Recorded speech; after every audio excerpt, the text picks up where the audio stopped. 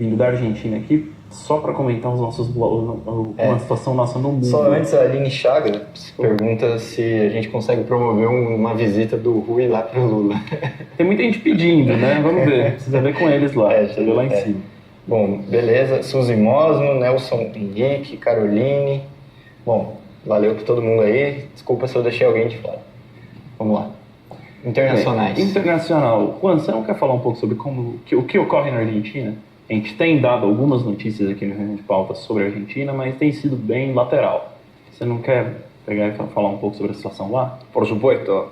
En Argentina, dentro de 15 días, el 30 de noviembre, va a tener lugar la cumbre del G20. Va a venir Donald Trump, desde un sector colaboracionista con el Fondo Monetario Internacional, dirigido por un senador llamado Pichetto, que son los mismos que atacan a Cristina Fernández de Kirchner y rechazan ir con Cristina Fernández de Kirchner a las elecciones del año que viene para ganarle a Mauricio Macri. Entonces, la situación en Argentina, por lo tanto, es que se va a abrir en los próximos meses un escenario de lucha del movimiento obrero y del movimiento piquetero contra los despidos, contra el ajuste. Van a intentar una nueva reforma previsional del sistema de previdencia. En Argentina ya hubo una reforma del sistema de previdencia el año pasado, en 2017.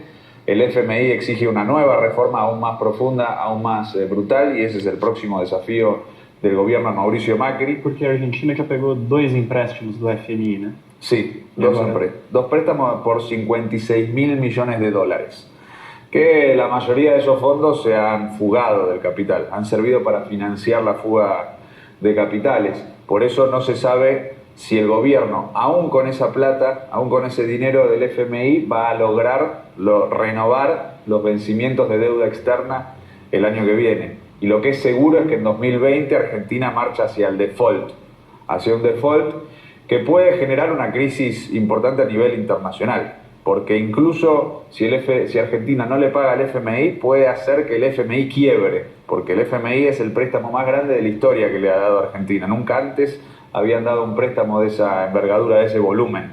Por lo cual existe el riesgo de que Argentina llegue a la quiebra del propio Fondo Monetario Internacional. Es decir, que estamos hablando de una situación de características catastróficas. Argentina está colocada en el centro de la bancarrota capitalista a nivel internacional y por eso es muy importante la lucha, la movilización contra la cumbre del G20 que vamos a desarrollar el 30 de noviembre, que es el mismo día que ustedes acá en Brasil van a estar haciendo una jornada nacional por el fuera Bolsonaro, por lo cual vamos a estar hermanados en común dando esa misma lucha, tanto en Argentina como en Brasil, contra el imperialismo estadounidense. Então, dia 30 de novembro, a gente tem a reunião do G20 na Argentina. Así es. E aqui, Jair Bolsonaro lá na Argentina. E, por outro lado, qual seria a opinião do Partido Piqueteiro aí sobre a questão da Venezuela? Bien. En primer lugar, la imprensa en Argentina fue obedeciendo a la orientación de Macri frente a Bolsonaro. Al principio Macri establecía una posición de silencio cómplice, porque los socios iniciales de Macri en Brasil eran Temer y el PSDB, es decir, la derecha neoliberal que hizo el golpe contra Dilma.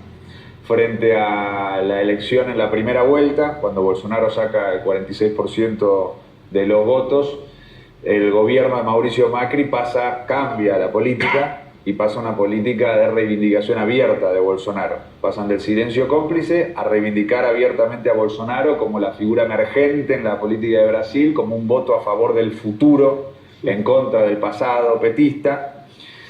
Trazida para o combate, nós, por exemplo, e eu acho que isso principalmente afeta o operário jovem na América Latina, que vai ser colocado como bucha de canhão nessa guerra. Então, nós temos aí que olhar para frente como o governo estudantil vai adquirir um papel importante, porque se for chamado uma guerra e eles fizerem um recrutamento na população, que parece nesse momento, eles tentariam evitar, né? Uma suposta que o Mourão, na entrevista dele, falou em missão de paz. Uhum. Em nenhum momento ele falou em recrutamento de tropas para a invasão. Também não acho que se ele fosse fazer, ele anunciaria.